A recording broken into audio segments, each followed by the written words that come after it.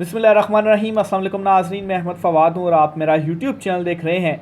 नाज़रीन, बड़ी खबर और ब्रेकिंग न्यूज़ के साथ आज की व्लॉग में आपकी खिदमत में हाजिर हुआ हूँ। Chief justice Lahore high court की जानिब से जो इलेक्शन ट्रिब्यूनल बनाए गए थे, इन इलेक्शन ट्रिब्यूनल्स ने अपना काम करना शुरू कर दिया है।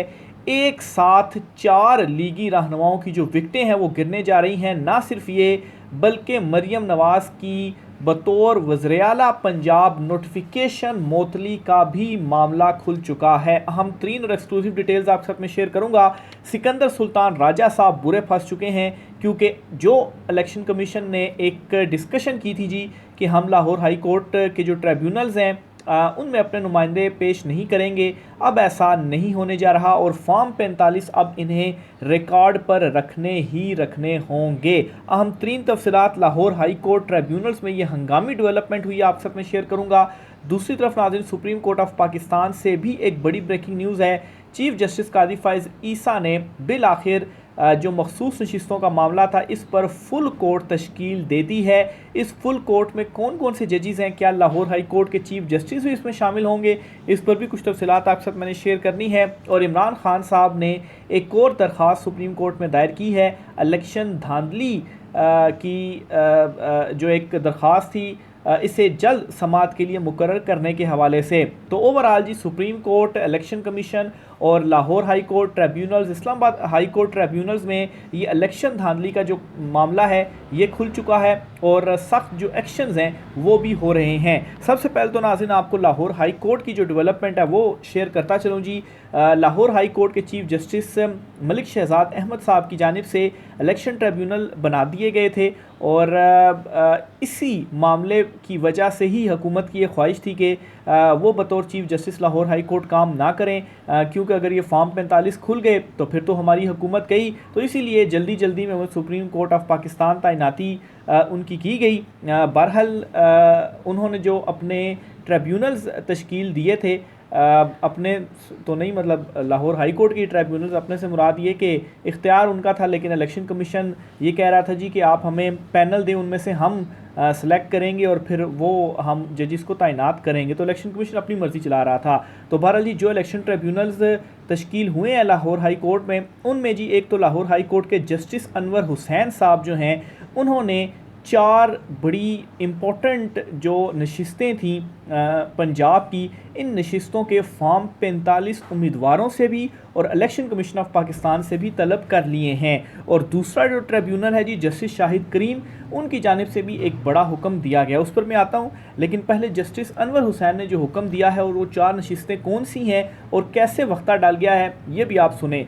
सबसे पहले तो मैं आता हूँ जी अलीम खान के ऊपर। अलीम खान वर्सेस एजाज बटर साहब जो हैं इन्होंने दरख्वास्त दायर की थी कि अलीम खान हारे हुए हैं, फॉर्म 45 हमारे पास मौजूद हैं, ये सबूत हैं, लेकिन इलेक्शन कमीशन ने फॉर्म 47 में उन्हें विनर डिक्लेयर कर दिया। तो इस पर आज क्या डेवलपमेंट हुई है कि बयान हल्फी समेत उम्मीदवारों से और इलेक्शन कमीशन ऑफ पाकिस्तान से फॉर्म 45, फॉर्म 46 और फॉर्म 47 जो है वो इस इलेक्शन ट्रिब्यूनल के जज जस्टिस अनवर हुसैन साहब की जानिब से तलब कर लिए गए हैं कि आइंदा समाअत पर आपने ये फॉर्म देने हैं।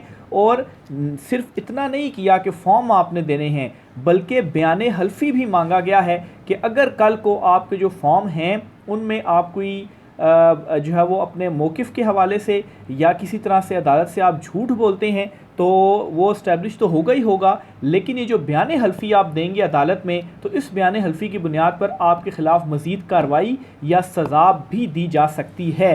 अब इलेक्शन कमीशन ऑफ पाकिस्तान, जिसने फॉर्म 45 जब अपलोड की अपनी वेबसाइट पर, सिर्फ 4 घंटे में उसने वो अपने जो अपलोडेड फॉर्म थे उनको डिलीट कर दिया। वहीं से समझ लग गया था जी कि जो फॉर्म 45 हैं इन्होंने कैसे मुबैना तौर पर जाली इनमें क्रिएट किए या इनमें जो कटिंग वगैरह है वो की, और इसीलिए अब ये फॉर्म 45 को छुपा रहा है। तो अब उस इलेक्शन कमीशन को ये सारी चीज़ें देनी पड़ेंगी, ना सिर्फ उसे बल्कि अलीम खान को भी फॉर्म 45 अब देने पड़ेंगे और बयान हल्फी के साथ देने पड़ेंगे।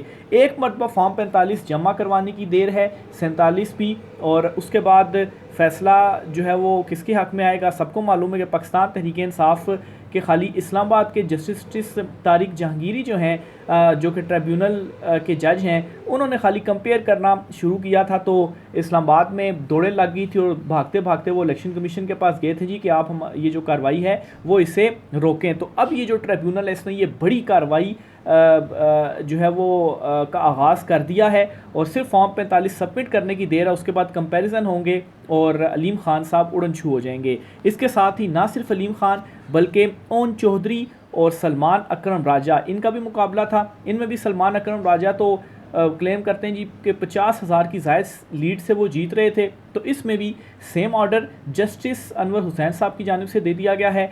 फॉर्म 45 भी इलेक्शन कमीशन से मांग लिए हैं और बयान हल्फी भी ओन चौधरी से मांग लिया है और उनसे भी फॉर्म 45 मांग लिए हैं और फॉर्म 47 भी कि आएँ और फॉर्म 45 जो है वो आप ज़रा दें और ताकि उसको कंपेयर किया जाए। और दूसरी तरफ सलमान अकरम राजा साहब ने अपने जो फॉर्म 45 हैं वो तो हाथ में लिए घूमते हैं कि ये देखें जी इन फॉर्म 45 के मुताबिक हम लोग जीते हुए हैं, लेकिन इलेक्शन कमीशन ऑफ पाकिस्तान ने फॉर्म 47 में उन्हें विनर डिक्लेयर किया है। ये दूसरा बड़ा हल्का है और इसके साथ ही जो दो सबसे बड़े हल्के हैं जी उनमें एक मरियम नवाज़ और हमजा शहबाज। मरियम नवाज़ का मुकाबला था महर शराफत के साथ और मरियम नवाज़ का तो बिल्कुल ओपन एंड शट क्लियर इस तरह से भी है कि महर शराफत जो हैं वो भी एक तो उनके पास फॉर्म 45 भी मौजूद हैं और वो भी बड़े चिपकू किस्म के हैं, यानी कि वो इतनी जल्दी हार नहीं मानते। चिपकू से मुराद ये था, इसको थोड़ा नेगेटिव ना लीजिएगा, मतलब वो भी इतनी जल्दी हार नहीं मानते और वो पीछे लगे हुए हैं। और उन्होंने एक और काम ये भी कर दिया है, ना सिर्फ फॉर्म 45 खुला है बल्कि उन्होंने ये भी काम कर दी कि मरियम नवाज़ की बतौर वज़ीर-ए-आला पंजाब नोटिफिकेशन मोतली की भी जो दरख्वास्त है वो तैयार कर रहे हैं और वो भी दायर करने जा रहे हैं कि ये देखें कि फॉर्म 45 की तलबी तो हो गई है मरियम नवाज़ से भी और बयान हल्फी भी मांग लिया गया है और इलेक्शन कमीशन से भी फॉर्म्स मांग लिए गए हैं। तो जब तक ये मामला इलेक्शन ट्रिब्यूनल में चल रहा है आप मरियम नवाज़ की बतौर वज़ीर-ए-आला पंजाब नोटिफिकेशन को मुअत्तल कर दें। और वैसे भी जिस तरह से ये कार्रवाई का आगाज़ हुआ है और ये फॉर्म्स मांगे गए हैं तो 3-4 समातों से ज़्यादा मेरा नहीं ख्याल कि लगेगा या बहुत ज़्यादा महीना इससे ज़्यादा नहीं लगना चाहिए इलेक्शन ट्रिब्यूनल को इस केस का फ़ैसला सुनाते हुए। और फॉर्म 45 ओपन शट है कि पीटीआई तो हाथ में लिए घूम रही है और ना सिर्फ पीटीआई बल्कि जो दीगर जमातों के उम्मीदवार हैं वो भी पीटीआई को अपने फॉर्म उन्होंने दिए हुए हैं कि आप कंपेयर कर लें। जस्टिस जहांगीरी ने एक हलके में खाली पीटीआई और दीगर उम्मीदवार जो थे उनके साथ फॉर्म 45 कंपेयर किए थे तो उनके पीटीआई के साथ फॉर्म 45 मैच कर गए थे। और जब उनसे मांगा गया था जी जो लीगी रहनुमा हैं तो वो भागे भागे चले गए इलेक्शन कमीशन के पास और उन्होंने रिकॉर्ड नहीं दिया। क्यों नहीं दिया? क्योंकि आप फॉर्म 45 के मुताबिक हारे हुए हैं और अगर आप जीते हुए हैं तो आप रखें फॉर्म 45 पर सामने चलें। अगर आपके ट्रिब्यूनल के ऊपर एतराज़ भी है तो कम से कम आप फॉर्म 45 तो सामने रखें। अगर फॉर्म 45 के मुताबिक आप जीते हुए हैं और इलेक्शन कमीशन के भी फॉर्म 45 के मुताबिक आप जीते हो तो आप सामने रखें। दूध का दूध पानी का पानी हो जाएगा। लेकिन दाल में कुछ काला क्या बल्कि पूरी दाल ही काली है और इलेक्शन कमीशन भी रिलेक्टेंट है और जिस तरह के वो फैसले दे रहा है तो साफ उससे जाहिर है कि फॉर्म 45 में गड़बड़ी की गई है। तो मरियम नवाज़ के खिलाफ दोहरा जो महाज है वो इस वक्त खुल चुका है, ये नोटिफिकेशन मोतली वाला भी और जैसा कि मैंने कहा था कि महर शराफत जो है वो इतनी आसानी से पीछे नहीं हटते। और दूसरे नंबर पर जी मरियम नवाज़ के फॉर्म 45 वाला जो कट्टा है वो भी खुल चुका है। और इसी तरह से जी हमजा शहबाज व मुकाबला आलिया हमजा था। आलिया हमजा के ऊपर जो जुल्म के पहाड़ तोड़े जा रहे हैं, जेल में वो मौजूद हैं और एक के बाद एक केस में उनको नामजद कर दिया जाता है और जैसे उनकी ज़मानत होती है साथ ही उनकी गिरफ्तारी होती है। तो इनका मुकाबला था जी हमजा शहबाज से और ये जीती थी और हमजा शहबाज को फिर विनर डिक्लेयर किया गया। इनका हल्का भी खुल चुका है। बयान हल्फी फॉर्म 45 ये सारी चीज़ें अदालत ने तलब कर ली हैं। तो ये बहुत बड़ी डेवलपमेंट हुई है। लाहौर हाई कोर्ट का जो ट्रिब्यूनल है और ये ट्रिब्यूनल किसने कायम किया था? Chief justice Lahore high court ने कायम किया था और इसी ट्रिब्यूनल के ऊपर हुकूमत और जो इलेक्शन कमीशन था वो ये चाहता था कि ये ट्रिब्यूनल काम ना करे, उनकी मर्ज़ी के रिटायर्ड जजेस हों या उनकी मर्ज़ी के जजेस हों। और चीफ जस्टिस ने चूँकि एक इकदाम उठा लिया है, उनकी जो तब्दीली है वो फौरी से कर दी जाए। लेकिन जाते जाते उन्होंने ना सिर्फ इलेक्शन ट्रिब्यूनल्स बना दिए बल्कि साथ ही साथ जो उन्होंने एक खसूसी अदालतों के जजेस थे, ATC अदालतों के जो 9 मई के मुकदमात सुन रहे हैं वो भी उन्होंने तैनात कर दिया। आप सुन रहे होंगे कि 9 मई में जो ज़मानतें हैं, जो बरियत वगैरह है मुलजिमों को, वो भी मिल रही है। तो ये तमाम तर चीज़ें हुकूमत को जो है वो खुश नहीं कर रही थी, तो इसलिए जी मुबैना तौर पर उनको सुप्रीम कोर्ट ऑफ पाकिस्तान में लाने के लिए हुकूमत ने उसकी हिमायत कर दी। तो एक तो ये बड़ी डेवलपमेंट हुई है लाहौर हाई कोर्ट के ट्राइब्यूनल में। दूसरी जो बड़ी डेवलपमेंट हुई है वो परवेज़ इलाही साहब के हल्के में हुई है। परवेज़ इलाही का मुकाबला था चौधरी सालिक हुसैन से, और इस हल्के में जी इनिशियल जो समाअत हुई है ट्राइब्यूनल के जज जस्टिस शाहिद करीम साहब ने समाअत की, और 27 जून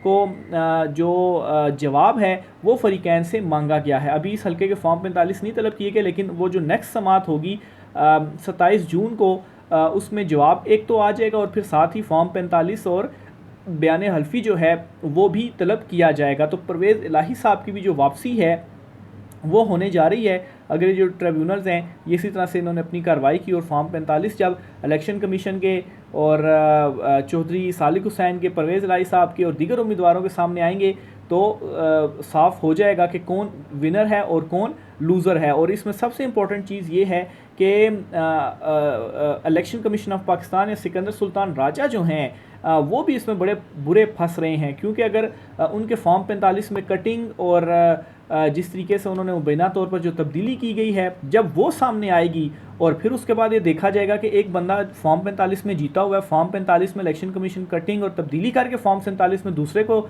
जितवा रहा है, तो उनके किरदार के ऊपर तो सवालिया निशान तो है ही है। लेकिन अदालतों में चूँकि चीज़ों को सबूतों के साथ इस्टेब्लिश करना पड़ता है, तो ये एक बड़े सबूत होंगे जो सिकंदर सुल्तान राजा के ख़िलाफ़ खुलेंगे, और फिर उसके बाद सिकंदर सुल्तान राजा भी जो अपनी पेंट है वो ज़रा टाइट कर लें कि उनके ख़िलाफ़ भी ये एक बड़ा मामला है जो खुलने जा रहा है। और फिर आप देखें कि ये वही सिकंदर सुल्तान राजा हैं जो कि इन ट्रिब्यूनल्स को काम से रोकते हैं और कहते हैं जी कि आप ये कार्रवाई नहीं कर सकते। तो बहरहाल जी अदलिया ने जो स्टैंड लिया हुआ है और उस स्टैंड के बाद ये जो पेशरफ्स हैं, जो डेवलपमेंट्स हैं वो सामने आ रही हैं, और इसमें बहुत सारे लोग इस तरह से भी तासुर देने की कोशिश कर रहे हैं कि शायद इमरान खान को फेवर कर रहे हैं। इमरान खान को फेवर नहीं कर रहे, अदलिया सिर्फ कानून और आइन के मुताबिक जो काम है वो कर रही है, और जो अपने उन्होंने फैसले सुनाने हैं आइन और कानून के मुताबिक वो सुना रहे हैं।